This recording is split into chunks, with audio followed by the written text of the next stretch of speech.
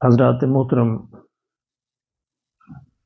اللہ رب العزت نے ارشاد فرمایا کہ رمضان کا مہینہ وہ مہینہ ہے جس میں ہم نے قرآن کو نازل کیا، اور قرآن کیا ہے؟ لوگوں کے لیے ہدایت ہے۔ رمضان کا قرآن مجید سے ایک خاص تعلق ہے اور قرآن کا رمضان سے ایک تعلق ہے۔ اسی لیے رمضان میں قرآن مجید کا پڑھنا، پڑھانا، سننا، سنانا معمول سے زیادہ ہو جاتا ہے، اور الحمدللہ مسلمان جو ہیں اس مہینے میں قرآن مجید سے اس تعلق کو تازہ کرتے ہیں اور مزید اس کو پڑھنے کی، سمجھنے کی کوشش کرتے ہیں۔ آج میں اس بات پہ عرض کرنا چاہتا ہوں کہ قرآن مجید پڑھتے ہوئے ہمیں کیا نیت کرنی چاہیے۔ حضور نے فرمایا کہ انما الاعمال بالنیات، اعمال کا دار و مدار نیتوں پر ہے۔ جیسی نیت ہوگی، جو نیت ہم کریں گے اسی کے مطابق اللہ اجر عطا فرمائیں گے۔ نفل اعمال جتنے بھی ہوتے ہیں، چاہے وہ نفل پڑھنے ہوں نماز میں یا کوئی اور نفل عمل ہو، ایک نفل عمل میں ایک سے زیادہ نیتیں کی جا سکتی ہیں۔ یعنی 2 نفل آپ نے پڑھنے ہیں تو 2 نفل صلاۃ الحاجت پڑھ لیں، 2 نفل جو تحیۃ المسجد پڑھ لیں، تحیۃ الوضو پڑھ لیں، صلاۃ التوبہ پڑھ لیں، صلاۃ الاستغفار پڑھ لیں، صلاۃ الاستعانہ پڑھ لیں، کوئی بھی بہت ساری نیتیں 2 نفل میں آپ کر سکتے ہیں، تو انشاءاللہ اللہ سب کا اجر عطا فرمائے گا۔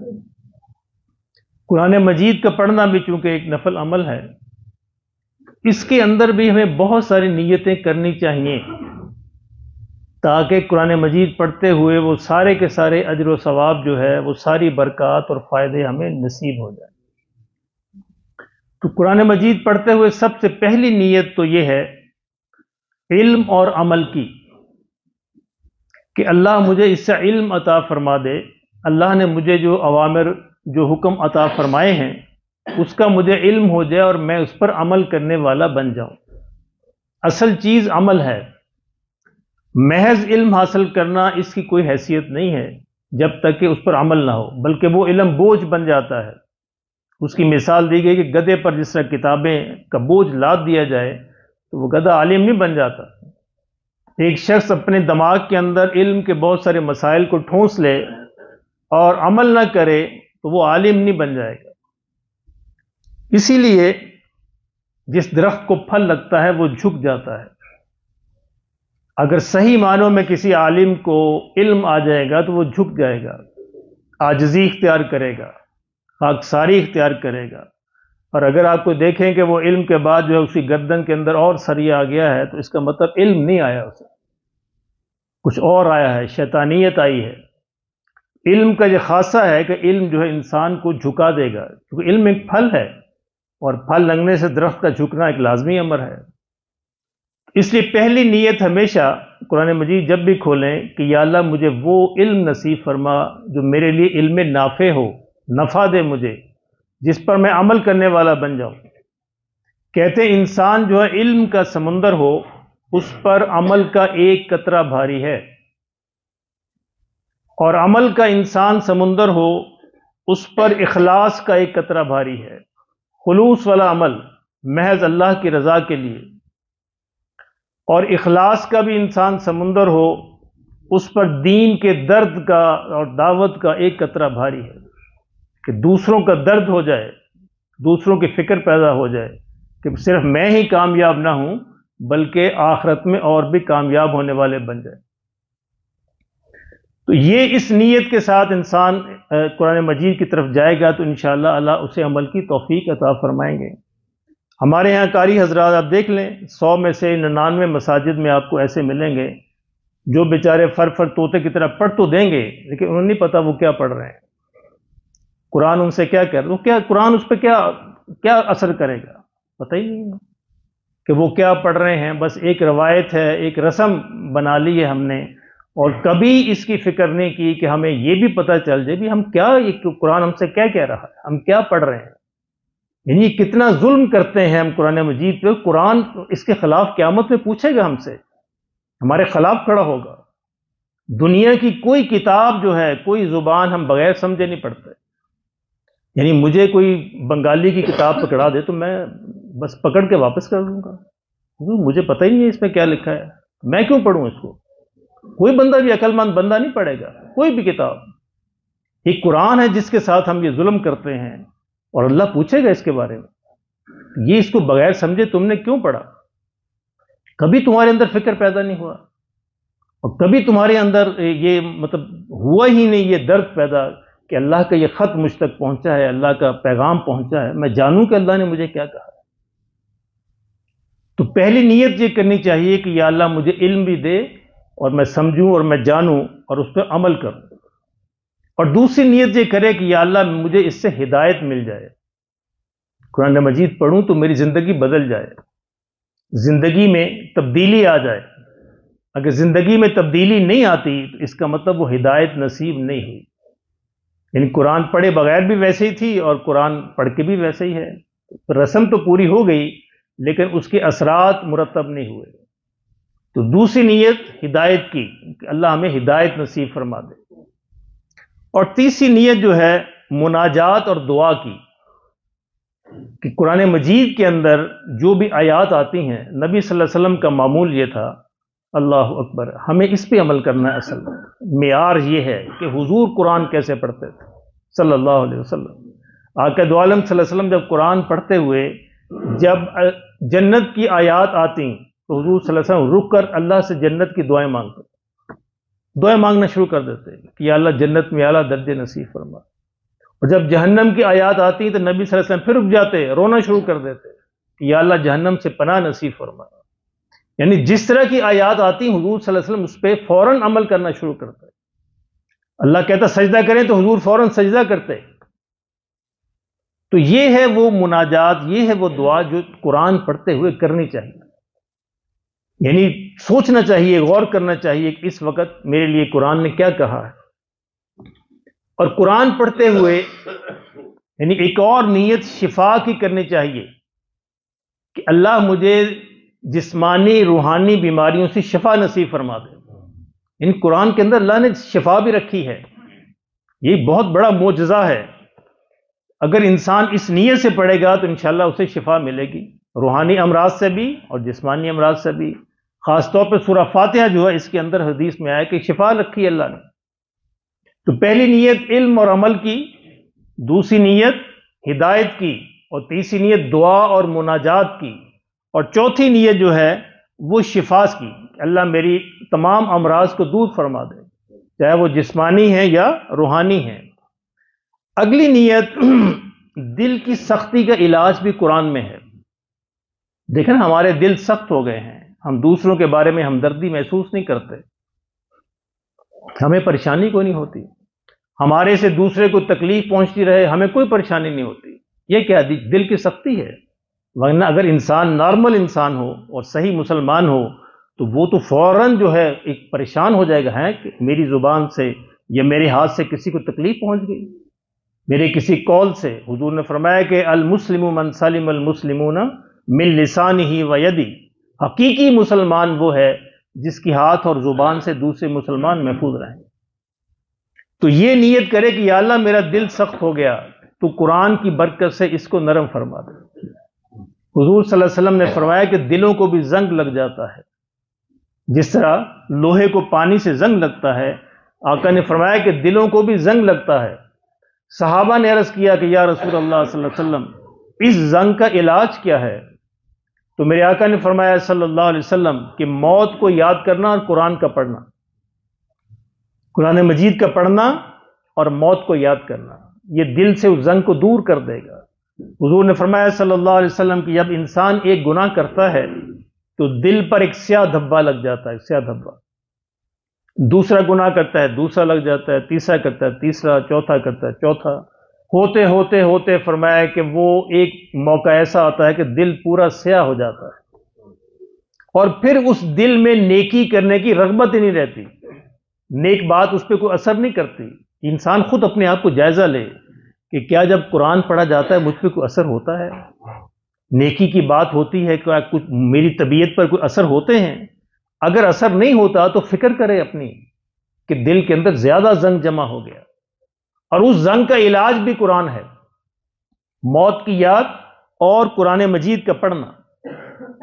اگلی نیت یہ کرے کہ یا اللہ جب میں قرآن پڑھوں تو اس کی برکت سے میں لوگوں کے حسد سے، کینے سے، بغض سے اور ان کی نظر بد سے بچ جاؤں۔ اس کا علاج بھی اللہ نے قرآن میں رکھا ہے۔ حاسد کی جو حسد ہے یہ انسان کو بہت ساری مسائل کا شکار کر دیتا ہے، بہت سارے مسائل پیدا ہوتے ہیں، تو اس کی نیت کرے کہ میں اس کی برکت سے حسد سے اور نظر بد سے بچ جاؤں۔ اچھا، قرآن اس کے لیے ہمیں عاملوں کے پیچھے بھاگنے کی ضرورت نہیں ہے۔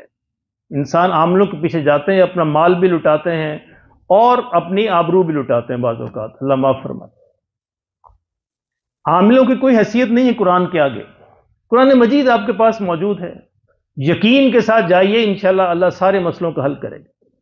میں نے پہلے بھی عرض کیا تھا کہ میرے آقا صلی اللہ علیہ وسلم کا فرمان ہے، کسی عمل کی کوئی حیثیت نہیں، ہزاروں عمل میرے آقا کی جوتیوں پہ قربان۔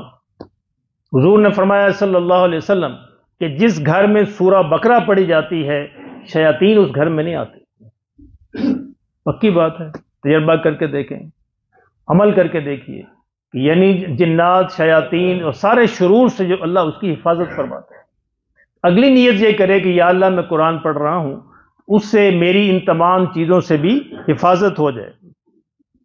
اور اب حضور نے فرمایا کہ جو قرآن پڑھنے والا ہے وہ اصل میں ذکر کرنے والا ہے، اللہ کو یاد کرنے والا ہے۔ اگلی نیت یہ کرے کہ یا اللہ میرا شمار ذاکرین میں کر دے، کیونکہ آپ نے فرمایا کہ جو ذاکرین ہیں وہ اصل میں زندہ کی مانند ہیں، اور جو ذکر نہیں کرتے وہ مردہ کی مانند ہیں، وہ غافل ہیں، اور غافل آپ نے فرمایا کہ مردہ ہیں۔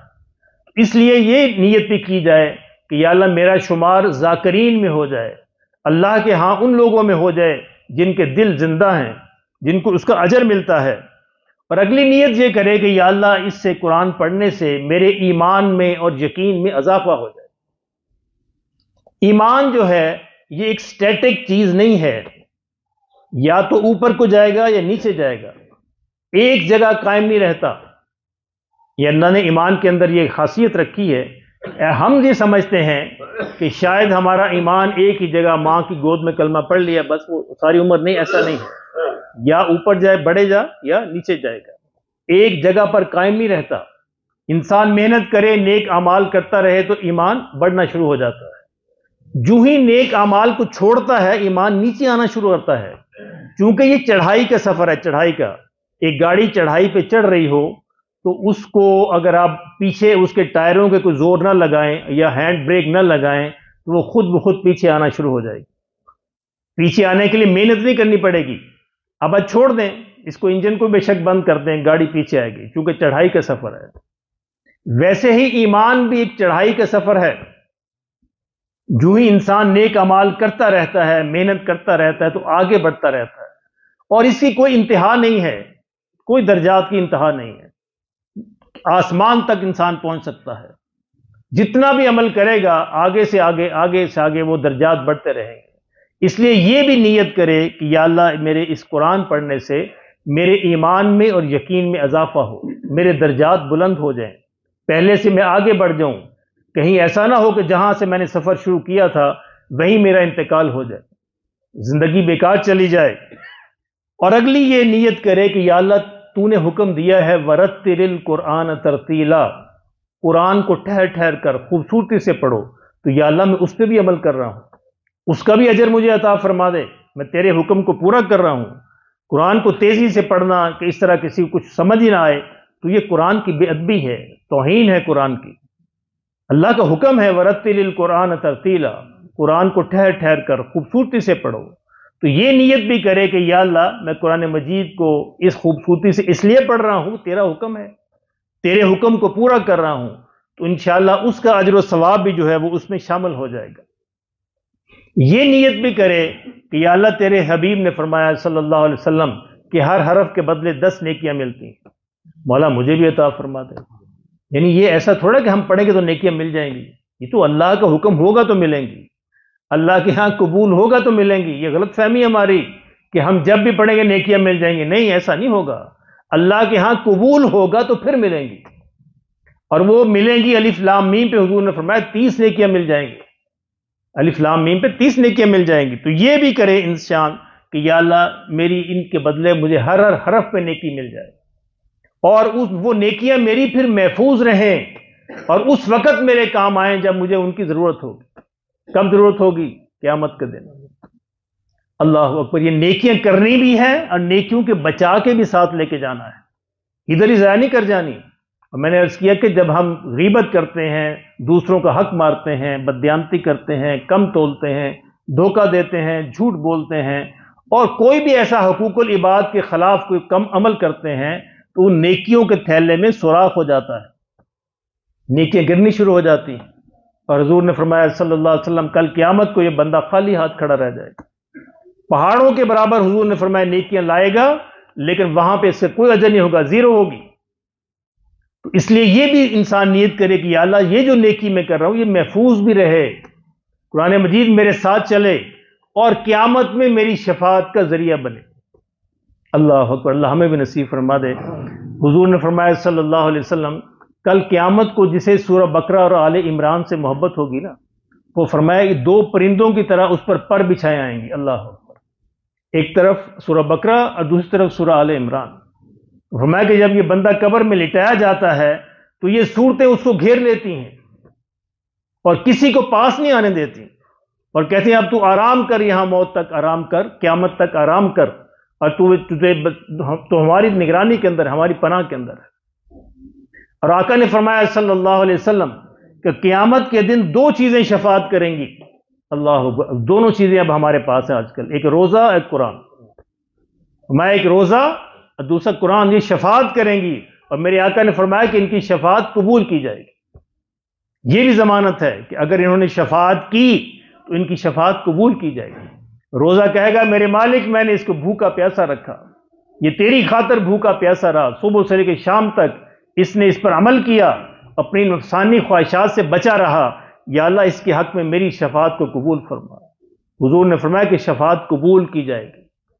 اور قرآن کہے گا میرے مالک اس نے راتوں کو اٹھ کے مجھے پڑھا، دن کو مجھ پر غور کیا، دن کو تلاوت کی، رات کو تلاوت کی، تراویح میں کی، اس کے علاوہ کی، مجھ پر غور کیا، یا اللہ اس کے حق میں میری شفاعت کو قبول فرما۔ اور میرے آقا نے فرمایا کہ اس کی شفاعت قبول کی جائے گی۔ تو 2 شفاعتیں نصیب ہوں گی اس کی برکت سے۔ تو قرآن پڑھنے سے پہلے یہ نیت بھی کر لی جائے کہ یا اللہ یہ میری شفاعت کا ذریعہ بنے، قبر میں میرے ساتھ ہو، حشر میں میرے ساتھ ہو، اور میری شفاعت کا ذریعہ بن جائے۔ اور ایک اور بڑی ہی خوبصورت حدیث، اللہ اکبر، اکثر دعا کرنی چاہیے اس کی۔ حضور نے فرمایا صلی اللہ علیہ وسلم کل قیامت کو صاحب قرآن سے کہا جائے گا، اللہ اکبر، بڑی خوبصورت ہے، مزہ آتا ہے پڑھ کے، قرآن پڑھتا جا اور جنت کے درجوں پہ چڑھتا جا، اللہ اکبر۔ اور فرمایا ٹھہر ٹھہر کر پڑھ، جس سے دنیا میں ٹھہر ٹھہر کر پڑھتا تھا، تیرا آخری درجہ وہی ہوگا جہاں تیرا قرآن ختم ہوگا۔ اندازہ فرمائے کیا درجہ ہوگا۔